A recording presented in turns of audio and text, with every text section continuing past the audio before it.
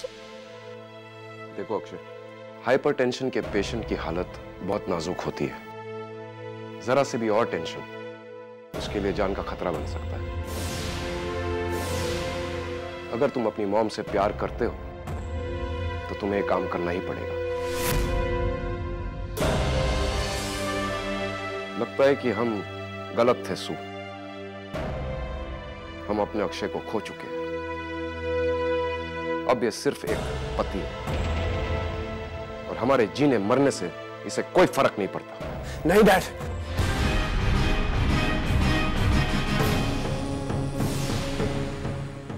प्रार्थना DNA test करवाएगी और जरूर करवाएगी।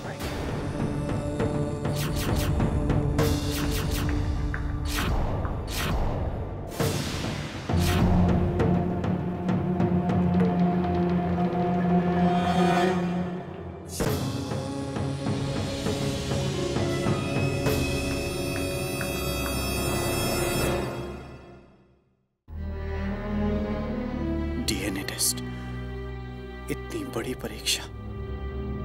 कैसे कहूं मैं प्रार्थना से ये परीक्षा देने के लिए? कैसे कहूं मैं उससे अपनी सच्चाई को, अपनी पवित्रता को साबित करने के लिए, जबकि मेरा दिल जानता है कि मेरी प्रार्थना ने मेरे अलावा कभी किसी और के बारे में सोचा तक नहीं। तो फिर कैसे कहूं मैं उससे? कैसे?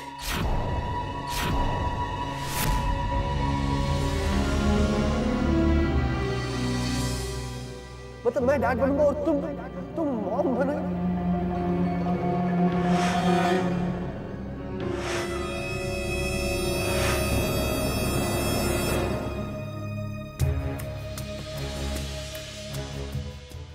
ये बच्चा मेरा है, ये बच्चा मेरा है। जो तुम्हारा दिल तुमसे कह रहा है उसे सुनो, उससे पूछो कि क्या प्रार्थना की कोख में पल रहा बच्चा सच में तुम्हारा है या नहीं। अगर हमारे शरीर को किसी ने छुआ भी होता ना तो हम अपनी जान ले लेते उस वक्त, लेकिन आपको कभी भी धोखा नहीं देते। हमें यकीन है कि ये बच्चा प्रार्थना का तो है पर ठकराल खानदान का है, तुम्हारा खून नहीं है। लोगों की जबान बंद करने का बस एक ही तरीका कि हम प्रार्थना का डीएनए टेस्ट करें। इस बार आपके सामने एक पत्नी नहीं बल्कि एक माँ, एक ऐसी माँ जिसके बच्चे की वजूद का सवाल है अक्षय। हम अपने बच्चे के नजरों के सामने शर्मिंदा नहीं होना चाहते अक्षय, इसलिए अब फैसला आपको करना है अक्षय। अगर तुम वाकई में चाहते हो कि मैं चैन की सांस ले सकूं, तो इसी वक्त प्रार्थना के पास जाओ और उसे डीएनए टेस्ट देने के लिए राजी करो। ये बच्चा मेरा है, तुम्हारा खून नहीं है। किसी ने छुआ भी होता तो हम अपनी जान ले लेते उस वक्त। डीएनए टेस्ट देने के लिए राजी करो।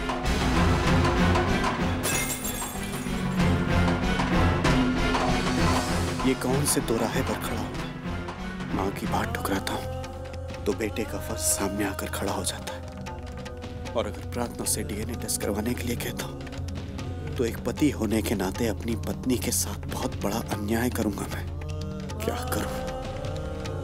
सोच नहीं सकता, कुछ समझ नहीं सकता और प्रार्थना को कुछ समझा भी तो नहीं सकता मैं। तो फिर क्या करूं मैं? क्या करूं?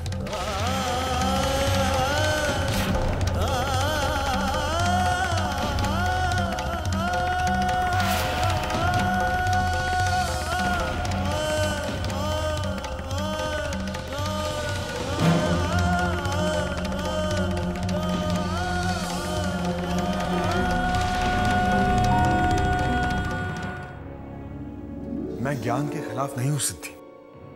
मैं तुम्हारे साथ हूं, तुम्हारी फिक्र करता हूं। और ये सब मैं इसलिए कह रहा हूं क्योंकि तुम खुश नहीं हो। ज्ञान आज तक ना तो तुम्हें खुश रख पाया है, ना कभी खुश रख पाएगा। यहां तक कि तुम्हारी बेसिक नीड्स भी पूरी नहीं कर सकता। हाँ सिद्धि, अब वो वक्त आ गया जब तुम्हें फैसला लेना होगा। दूर हो जाओ उस ज्ञान के साए से, भूल जाओ अपने अतीत को।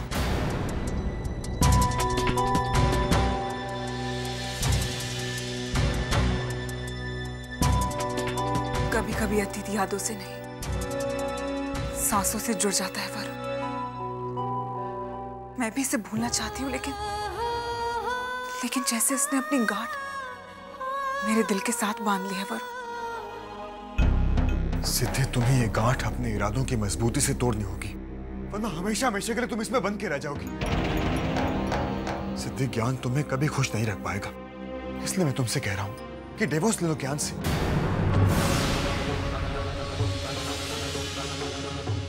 तुम्हारी जिंदगी में जो काला अंधेरा छाया है वो मुझे बिल्कुल पसंद नहीं है सिद्धि। मैं तुम्हें बहुत खुश रखूंगा सिद्धि, तुम मेरे साथ बहुत खुश रहोगी। मैंने अभी इस बारे में सोचा नहीं है वरुण। तो सोचो सिद्धि, और किस बात का इंतजार है तुम्हें? अपनी दिल की गवाही का। मेरा दिल अभी तक ज्ञान के लिए धड़कता है। जिस दिल की तुम बात कर रही हो ना सिद्धि, उसे खुशियां देना तो दूर, आज तक उसे समझ भी नहीं पाया है ज्ञान। समझ तो तुम भी नहीं पाए हो वरुण, ना तो मुझे और ना ही मेरे दिल को।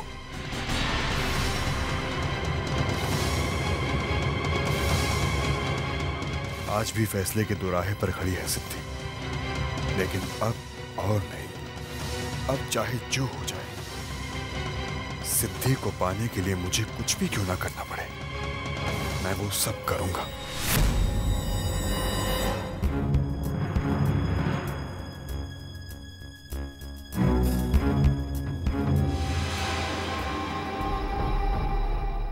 हे ऋतु, तुम भी तो शादीशुदा हो ना। अब अकॉर्डिंग टू यू एक आइडियल वाइफ की क्या-क्या ड्यूटीज होनी चाहिए? और जिन लड़कियों को अपने पति की खुशियां,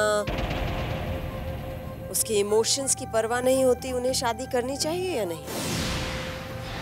बट मिसेस ठकराल, क्या हमारी सोसाइटी में ऐसी लड़कियां भी होती हैं? ऐसी लड़कियां एग्जिस्ट करती, and there is one right in front of you, प्रार्थना ठकराल।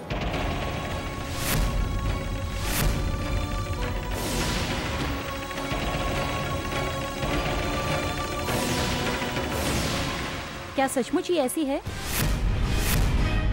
अक्षय की जिंदगी बर्बाद कर दी इसने। उसकी जिंदगी में दुख ही दुख भर गया है। I find it very difficult when I just try to see. Mom, don't get so emotional now. आपकी तबीयत और खराब हो जाएगी। क्या करूं मैं शालिनी, क्या करूं? तबीयत भी तो इसी की वजह से खराब हुई। नहीं, कब छुटकारा मिलेगा इससे? अब तो इसके साए से भी मेरा दम घुटने लगता है।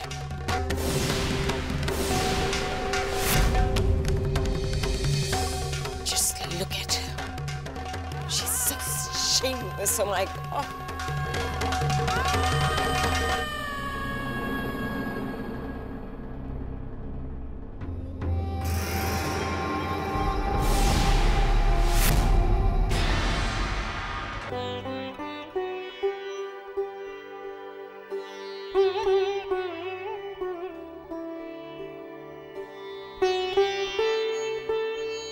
तो देखना रानी, हमारा ये ढाबा है ना बहुत ही मशहूर हो जाएगा। और सब लोग ना यही खाना खाने आएंगे।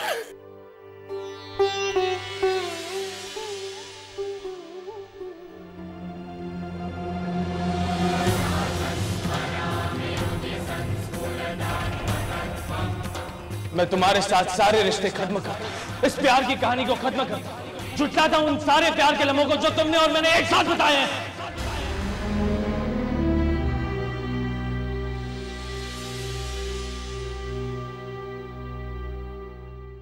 चाची,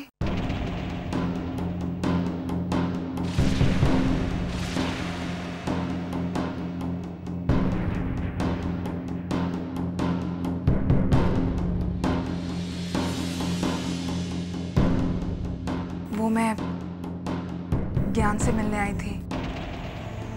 वो घर पर नहीं है और आते आते देरी हो जाएगी।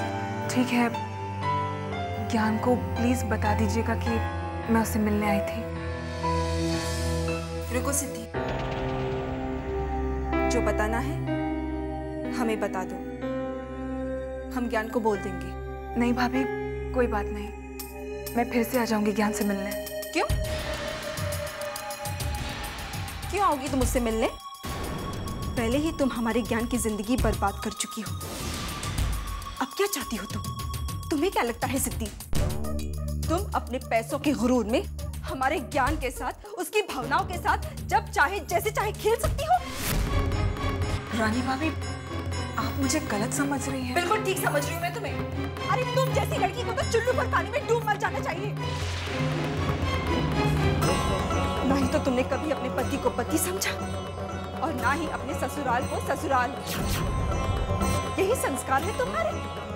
हाँ? यही शिक्षा पाई है तुमने? रानी, ये ज्ञान की पत्नी है। पत्नी? ये पत्नी? पत्नी होने का कौन सा धर्म निभाया है इसने चाची? बोलो सिद्धि, क्या खुशियां दी है तुमने ज्ञान को? खुशियां क्या? अरे तुम तो इज्जत भी ना दे सकी, ना ही ज्ञान को और ना ही उसके परिवार वालों को। बस रानी, ये सिद्धि है। लेकिन ये वो सिद्धि नहीं है चाची जिसे हम ज्ञान के लिए ब्याह कर लाए थे। ये तो कोई पैसे वाली सिद्धि है जो हमारे खुशियों को ग्रहण लगाने के लिए आई है, जो हमारे घर में अच्छा हो रहा है उसे तबाह करने आई है, हमारी खुशी को बर्बाद करने आई है। अरे सिद्धि, दुल्हन तो वो होती है जो घर में खुशियां और शगुन लेकर आए, लेकिन तुम जब से हमारे घर में आई हो अब शगुन ही लेकर आई हो। पिछली बार जब आई थी ना चाची, तब हमारे बाबूजी चल बसे और इस बार क्या ये ज्ञान को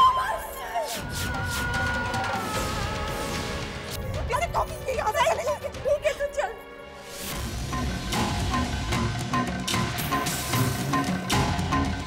पिछली बार जब आई थी ना चाची, तब हमारे बाबूजी चल बसे और इस बार क्या ये ज्ञान को?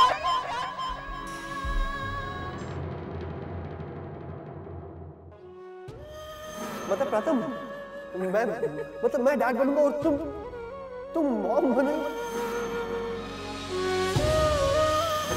जब मम्मी जी ने डीएनए की बात कही तो जवाब में आपने उनसे कुछ क्यों नहीं कहा?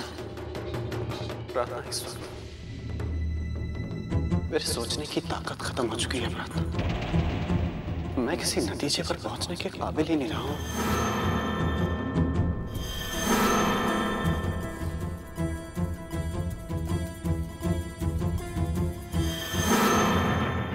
हम आपकी हालत समझ सकते हैं अक्षय।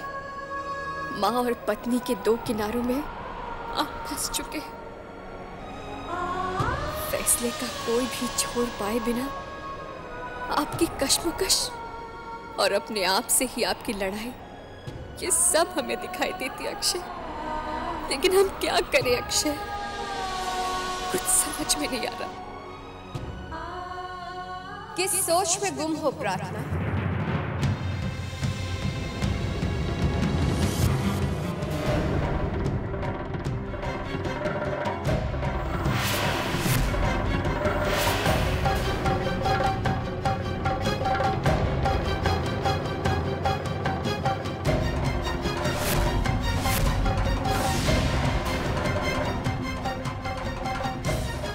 यही कि अपने पति और अपने परिवार के लिए इतना कुछ करने के बावजूद भी तुम्हें क्या मिला प्रार्थना? बेबसी, बेइज्जती, अपमान। और तुम्हारे पत्नी और बहू होने के नाते तुमने जो इस घर के लिए तपस्या की थी उसका क्या फायदा हुआ? हमने किसी फायदे या नुकसान के लिए ये सब नहीं किया था। हमने ये सब अपने परिवार की खुशियों के लिए किया था। और वैसे एक पत्नी और बहू होने के नाते हमें इम्तिहान भी देना पड़ा तो इसमें कोई हर्ज नहीं है। और हम अपने पति की मर्जी के खिलाफ कैसे जा सकते हैं? वो भी तो वहां पर कितने परेशान हैं। मत भूलो प्रार्थना, क्योंकि पत्नी होने के साथ साथ तुम एक माँ भी हो। पत्नी अपनी बेइज्जती सह सकती है, लेकिन एक माँ अपनी बेइज्जती होते हुए नहीं देख सकती, और ना ही अपने बच्चे को बेइज्जत होते हुए देख सकती है। तुम तो एक माँ हो, और एक माँ होकर तुम खामोश बैठी हो प्रार्थना। सारा संसार, तुम्हारा परिवार, यहाँ तक कि तुम्हारा पति तुम्हारे बच्चे को, तुम्हारे ममता को अपमान कर रहा है, और तुम चुपचाप खड़ी होकर देख रही हो। अगर हम तुम्हारी जगह होते ना प्रार्थना, तो इस घर को कब का छोड़कर चले गए होते। लेकिन हम अपने पति का घर छोड़कर कैसे जा सकते हैं? हम अपने पति के लिए अपना धर्म कैसे भूल सकते हैं? लेकिन क्या ये जिल्लत बर्दाश्त कर पाओगी तुम? क्या जवाब दोगी अपने बच्चे को कि उसकी माँ इतनी कमजोर थी कि उसके बच्चे की आत्मा पर लगे हुए दाग को मिटा नहीं पाए? तुम्हें जो कहना है तुम कह लो, लेकिन हमारे संस्कार हमें कभी भी इजाजत नहीं देता कि हम अपने पति के घर को छोड़कर चले जाएं। शादी के बाद एक लड़की की जिंदगी उसका पति होता है। घर के साथ साथ उसे अपने पति की जिम्मेदारी भी संभालनी पड़ती है।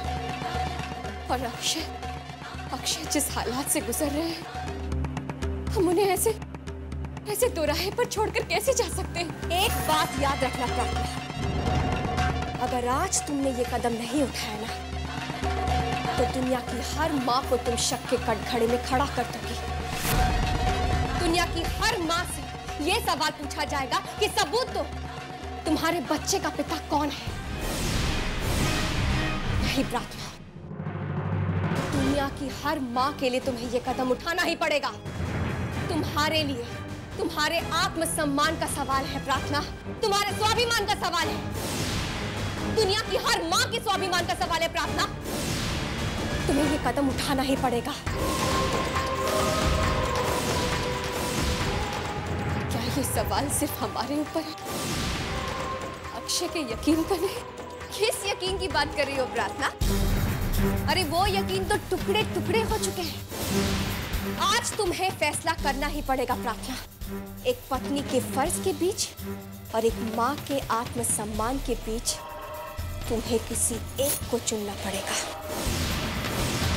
और अगर तुमने ऐसा नहीं किया ना प्रार्थना, तो सारी दुनिया तुम्हारी ममता का मजाक उड़ाएगी।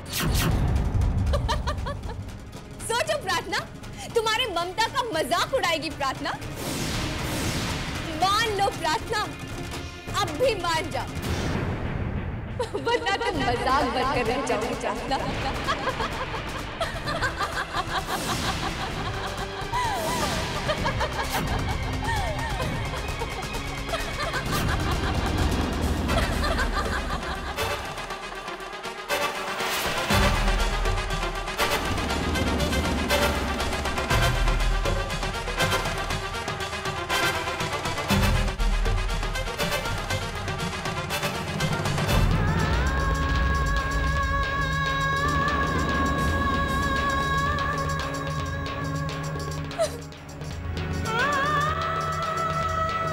भगवान, क्या करें हम? भगवान क्या करें?